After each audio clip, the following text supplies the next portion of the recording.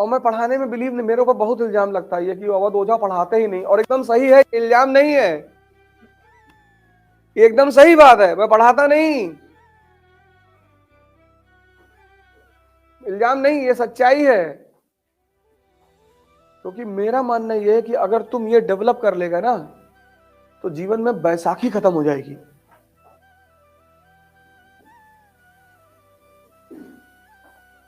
मेरा मानना यह है कि अगर इस क्लास में 50 लोग बैठे हैं और 5 लोग भी इस बात को समझ गए कि मैं क्या कह रहा हूं और उन्होंने उस चीज को डेवलप कर लिया, वो 5 रिजल्ट दे देंगे।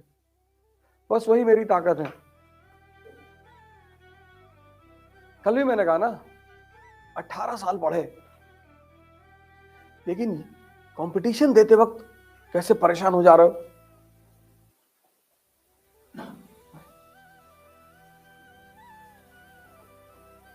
18 साल पढ़ चुके हो, 18 साल। अब पढ़ना नहीं है। अर्जुन, युधिष्ठिर, नकुल, सहदेव, भीम, दुर्योधन, सबने युद्ध किससे सीखा? द्रोणाचार्य से। लेकिन महाभारत का जब युद्ध है तो उसमें कोच काम आ रहा है, कोच। महाभारत के युद्ध में द्रोणाचार्य काम नहीं आ रहे हैं, प्रोफेसर काम नहीं आ रहा है, कोच। अर्जुन को वो ये नहीं सिखा रहा धनुष बाण कैसे चलाते हैं, पता है।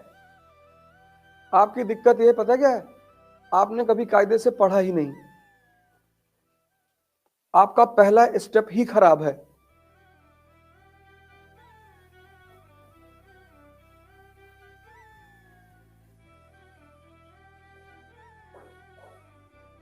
और ये चीज आप कभी मानेंगे नहीं। इतनी बेसिक से कौन पढ़ाएगा यार? इतनी बेसिक से अगर पढ़ाएगा तो कितना टाइम लगेगा? तुम सोच कर देखो, हर सब्जेक्ट में अगर आदमी इतनी बेसिक से छोटी छोटी चीजें, वो भी जब आप ग्रेजुएशन कर चुके हैं, पोस्ट ग्रेजुएशन कर चुके हैं, पीएचडी कर रहे हैं,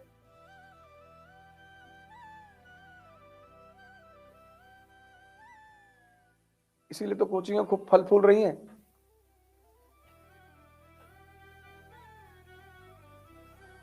और जिनका नाम ज्यादा हो गया है वो ज्यादा लूट रही हैं। वो सक्सेसफुल लड़कों की तो फोटो छापती हैं, और फेलियर की सक्सेस तो 1% होता है ना, 99 उनकी जिम्मेदारी कौन लेगा?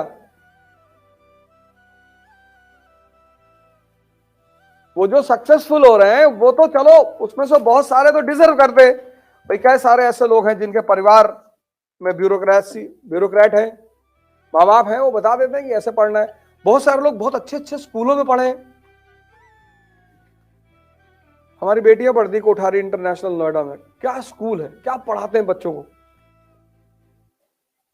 मतलब हमें लगता है कि अगर बाय द वे कभी उन्हें आईएएस देना हुआ तो उन्हें कोचिंग जाने की जरूरत ही नहीं पड़ेगी, इतना अच्छा पढ़ा रहे।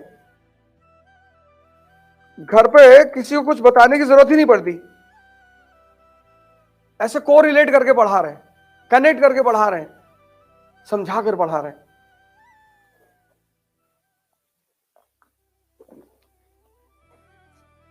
लेकिन फीस भी वैसे ही ले रहे।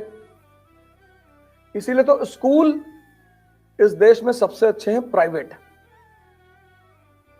और हॉस्पिटल सबसे अच्छे हैं प्राइवेट। आज प्रधानमंत्री को बड़ा इल्जाम लग रहा है कि सब कुछ प्राइवेट कर दे रहे हैं, तो सरकारी में पिछले 30 साल में हो गया रहा था। कौन जा रहा है सरकारी में जिसके पास पैसा नहीं है? तुम जाओ सरकारी हॉस्पिटल में फीडबैक लगवाने, और तुम्हारा हाथ कट गया लोहे से और तुम सरकारी हॉस्पिटल चले गए, और जिस बंदे को हॉस्पिटल में इंजेक्शन लगाना है वो मोबाइल पे बात कर रहा है, और बात करते करते उसने इंजेक्शन डाल दिया, और पता लगा बगल वाले को डाल दिया, फिर वो पलट के चिल्ला भी रहा तुम्हारे ऊपर। कायदे से कायदे से नहीं खड़ा हो पा रहे हो। फ्री है लेकिन जान जा सकती है। और प्राइवेट हॉस्पिटल में एंटरटेन करते हैं, आपको गाना सुनाते हैं, पूछते रहते हैं, सर दर्द तो नहीं हो रहा है? नहीं नहीं नहीं। कभी कभी तो निडल टच करा के उठा लिया कि सर पता चला? नहीं पता तो नहीं चला। हाँ, कितना? 2200 रुपया। ये जितने प्राइवेट हॉस्पिटल हैं, जितने प्राइवेट स्कूल हैं, सब गवर्नमेंट को पैसा, कोई भी गवर्नमेंट हो, सब पैसा लेते हैं, सबको पैसा पहुंचाते हो। इनके खिलाफ कभी शिकायत करके देखो, इनके खिलाफ कभी एक्शन नहीं होता।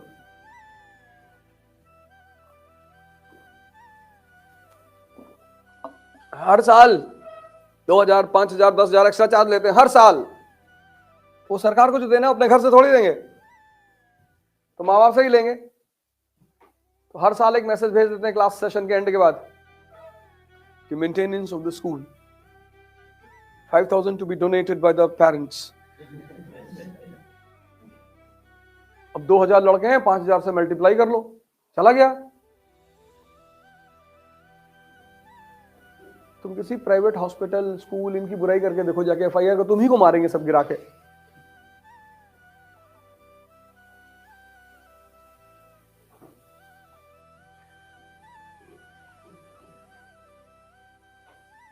इस देश में सरकारी बचा ही क्या?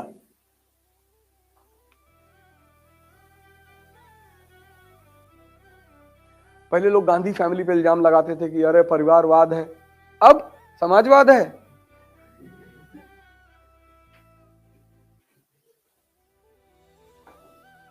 सब जगह परिवारवाद है। तुमसे कहा जाता है तैयारी करो, SSC, bank PO, CGL, IAS, PCS, मर जाओ तैयारी करके। तुम अभी जाओगे टिकट मांगने कि हम 22 साल के लड़के हैं, एमएलए का चुनाव लड़ेंगे, मार के भगा दे तुमको सब।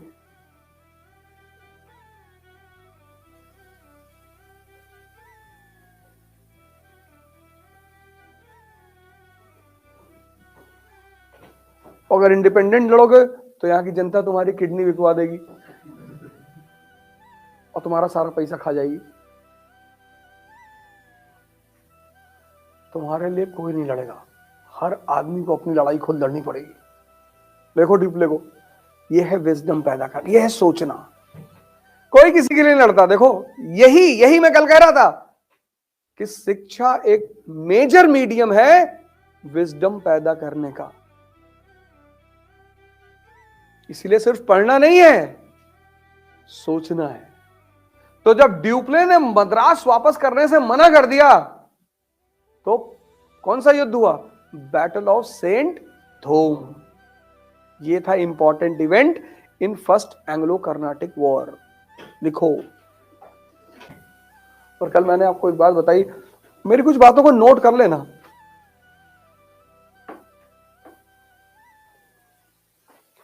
कभी मोटिवेशन के चक्कर में मत पड़ना, शक्ति बढ़ाओ।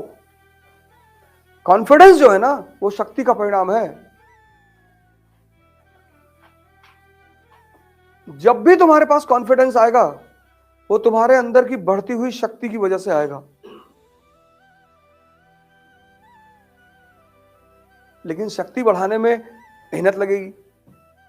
जिंदगी में जो सबसे इंपॉर्टेंट चीज है वह है एंथुजियाज्म। अगर तुम किसी चीज को लेकर उत्साहित हो तो जीतोगे जरूर। और अगर हार गए तो फिर लड़ोगे। और कुछ चीजें हैं जो दुकान पे नहीं मिलती। सबसे अच्छी बात यह है, जैसे विजडम दुकान पे नहीं मिलता। विजडम तुम किसी को दे भी नहीं सकते, बाप बेटे को नहीं दे सकता। कुछ चीजें हैं जो तुम किसी को दे नहीं सकते, जो दुकानों पे मिलती नहीं। यही भगवान के वजूद की सबसे बड़े एग्जाम्पल्स हैं। विजडम उसमें से एक है। दूसरी चीज है एंथुजियाज्म, उत्साह। है तो है,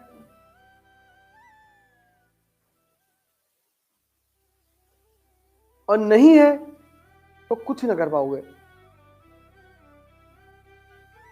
और जब इन 700 लोगों ने लोकल सेना को हराया, बस यहीं से ड्यूप्ले के अंदर एंथुजियाज्म पैदा हो गया। यार गजब यार, ये हालत है हिंदुस्तानियों की। बहादुरी में कमी नहीं थी, बहादुरी में कमी नहीं थी, कमी थी ट्रेनिंग की, कमी थी डिसिप्लिन की। तो देखो अब यहां पे एक बात और सीखो, मैसेज देखो कि हार का कारण ट्रेनिंग की कमी भी होता है, हार का कारण डिसिप्लिन का अभाव भी होता है। यही मैंने कहा ना शुरुआत में क्लास में कि ये सिर्फ कहानी नहीं है, इस कहानी के हर कदम पे तुम्हें मैसेज मिलेगा। ये 5,000 है, तुमने भी 500 किताबें पढ़ ली, पता तुमको कुछ नहीं है। इसलिए मैं कहता हूं एक पढ़ो, एक। ये जितने टॉपर हो जाते हैं बाद में बोलते हैं I read this book and that book and I studied DD Basu also, कुछ नहीं पढ़ा है, झूठ बोल रहा है। तुम इनके चक्कर में पढ़ो। तुम भी जब सिलेक्शन लेना तो बोलो कि I brought book from London and 13 books on polity and this and that. वो भी कहीं ना कहीं सुन ही रहे होंगे, लाइव चल रहा है ना यूट्यूब पे। हाँ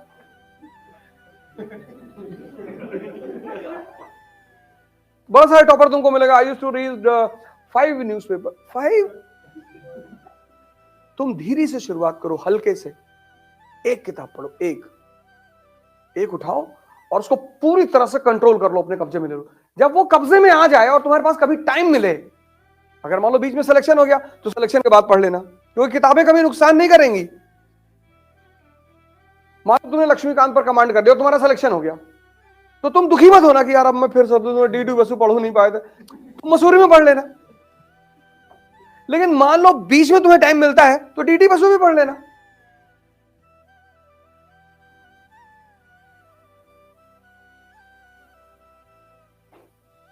हर आदमी की बात पर इतना वो मत किया करो। हमसे बहुत लोग मिलते हैं कि हमारे पापा चाचा हमारे विधायक हैं, हम राष्ट्रपति हैं अमेरिका के। अरे मजाक कर रहे हैं, तो तुम ही काहे इतना सीरियस हो रहे हो? और ये सब मत बताया करो, हमसे जो काम है ले लो और हमको पैसे दे दो और निकलो यहां से। राय तो मत फैलाओ जिंदगी में, सीधी बात, नो बकवास, काम बताओ और निकलो। ये देखो, ये सीखने वाली बात है। 700 लोगों ने 5,000 लोगों को हरा दिया। इसलिए इस बैटल का काम क्या महत्व है? इसने ड्यूप्ले के अंदर उत्साह पैदा कर दिया कि यार 700 की डिसिप्लिन्ड आर्मी और ट्रेंड आर्मी यहां के 5,000 लोगों पर भारी है। बस यहीं से उसका दिमाग काम करना शुरू हुआ। And this led to second Anglo Carnatic war. पहला क्लियर? तो अब क्या करो? अब तुम एक काम करो, ये सब फाड़ फूड़ के फेंक दो, जितना लियो घर पे जाके जला देना। एक फाइल बनाओ अपनी ऐसे ट्रायंगल और स्क्वायर वाली। तो पहला कर्नाटिक वॉर हेडिंग वाला, और फिर ट्रायंगल बना के लिख लो issue war of succession in Austria, एक वर्ड में, एक लाइन में। Important event saint Thome, outcome enthusiasm and appetite. बस ये तुम्हारा नोट्स हो गया, बस यही तुम्हारा नोट्स है। एक प्योर फाइल बनाओ जिसमें सिर्फ डायग्राम हो। पहला कर्नाटिक वॉर, ट्रायंगल, 3 बातें याद रखनी है, बाकी यहां फीड करना है। इसको बोलते हैं डाइजेशन। अब इन स्टीम टहल लो, किसी को पकड़ लो कि चाय पियोगे, हाँ लो चाय पिलाओ उसको, और फिर उसको कर्नाटिक वॉर सुनाओ, और अगर कह दे नहीं सुनेंगे तो चाय छीन लो।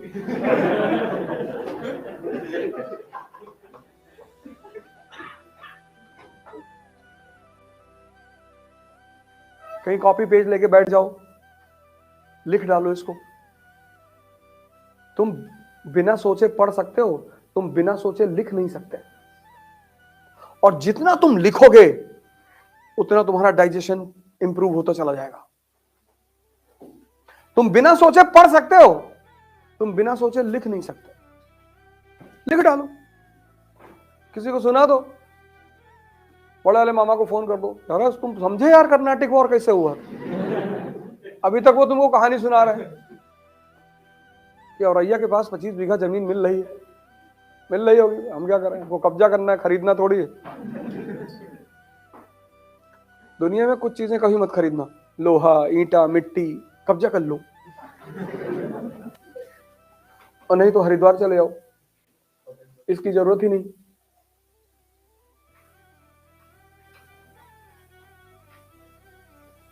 कहां मिट्टी खरीदोगे यार, इतना मेहनत से पैसा कमाओ, फिर जमीन मिट्टी खरीदोगे? आयुष बन जाओगे, सरकार तुम्हें बंगला देगी ही रहने के लिए।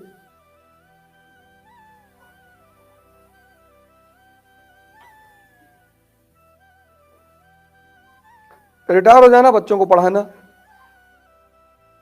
राजनीति करना, अपने ऊपर वेब सीरीज बनवा लेना। अरे मैं क्या जानू, रंगबाज भी तो है, रंगबाज दोनों है, बनवा लेना। ब्यूरोक्रेसी से ही तो सारे रास्ते खुलते हैं।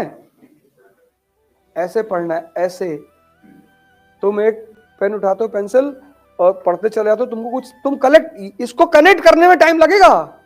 अगर तुम इसे खुद से बैठ के पढ़ते ना तो टाइम लगता सोचने में और जोड़ने में। तुम उससे बचना चाहते हो,